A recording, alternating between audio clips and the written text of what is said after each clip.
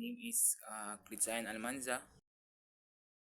Hand settings in the athlete should be based for the target of the set of the source of hands. So is standing with the feet, shoulders with the top part left the slightly in foot and of the right foot, regardless of the dominant hand.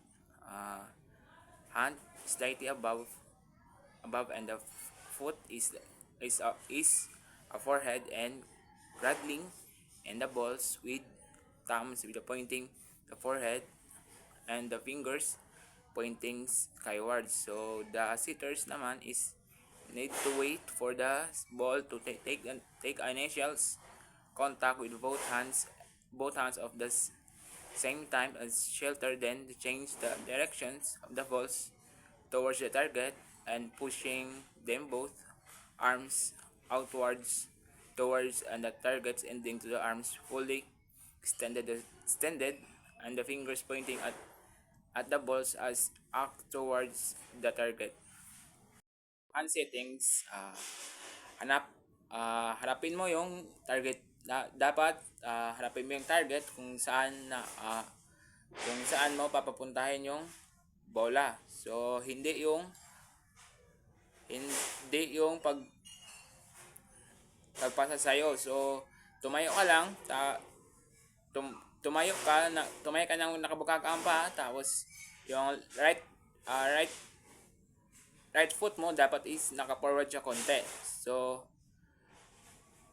ka, ah, kahit maano man gamit mong kamay, i-ready mo lang siya, dapat naka-ready siya. Tapos yung kamay mo is dapat nakaharap sa noo, pag ganyan, pa-triangle. Noo mo, tapos para ginaalagaan mo. So ang mga nilalaki mo ito, mga nilalaki mo sa daliri ay dapat paitaas ganito, tapos hintayin mo kung ang bola, tapos saluhin mo ng dalawa mong kamay sabay gamit ng bola ng dalawang kamay. So ganyan, tapos pagkasalo mo itulak mo siya sa gamit ang dalawang kamay, dalawang braso papunta sa target mo.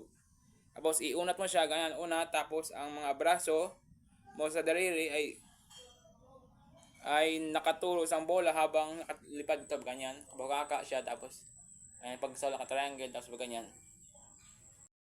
Number 4, attacking, hitting, standing attack. So the athlete should be the face of the directions of the balls. So indeed it travels with feet, shoulders with apart with a slightly strategy and left foot forwards for the right hand player. So most weight of that on the back foot, the dominant arms the raise with the elbows back to the hand near the ears. So thumbs of the ear. So while is non-dominant arms pointing towards the target. As the swing begins, the non-dominant arms drops weight shifts forwards. The dominant arms wings through the balls with a twist, snap, and creates top spin. Ang settings naman ay hand attack naman is dapat is hanapin mo yung target mo and then naka-forward konti yung foot mo. So nakadepende naman ito sa gamit mong kamay tapos sa bigat ang bigat mo ay nasa likod ng paa mo. So ganyan. Tapos itaas mo yung braso mo. And taas, tapos yung braso mo siko likod ganyan. Sa likod, so palad ng harap. Palad ganito harap. Sa harap, pagdating ng bola is ilipat mo yung bigat mo sa harap ng paa. So tapos pag swing mo, yung pulso mo para sa stop spin, gamitin mo yung buong braso mo sa ganito, tapos spin ganyan, tapos kapaloy mo lang malakas, that is standing attack. Jumping attack, so the mechanics of jumping attacks is the same of the standing attack. So with the addition of the jump, so the athletes will need to be a short distance behind the there is that set will land.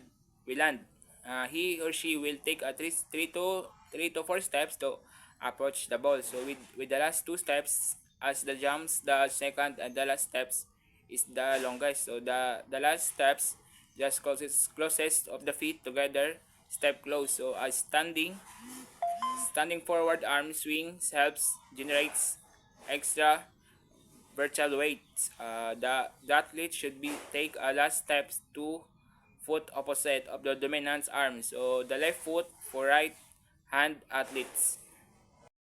Jumping attack is para naman siyang standing attack. So, ang pinagkaiba lang nila, ang jumping attack is kailangan mong tumalon. Ang standing naman is nakatayo ka lang. So, ang jumping attack is kailangan mong umakbang ng 3 or 4 steps para makalapit sa bola. Ang pangalawa at pangalawang hakbang is kailangan malaking hakbang para sa iyong pagtalon. Ang pagtalon naman is kailangan mong i-bend mo onto yung knee mo, tapos dapat i-swing mo yung kamay para sa malakas na pagpalo nito sa bola. Tapos parang standing attack lang. Parang standing attack lang pero sa mataas lang sa mataas lang. Ganito po yung jumping attack. So, step na ako ng dalawa dyan. Tapos, i-bend ko yung tuhod ko. Tapos, palo. Yun lang po.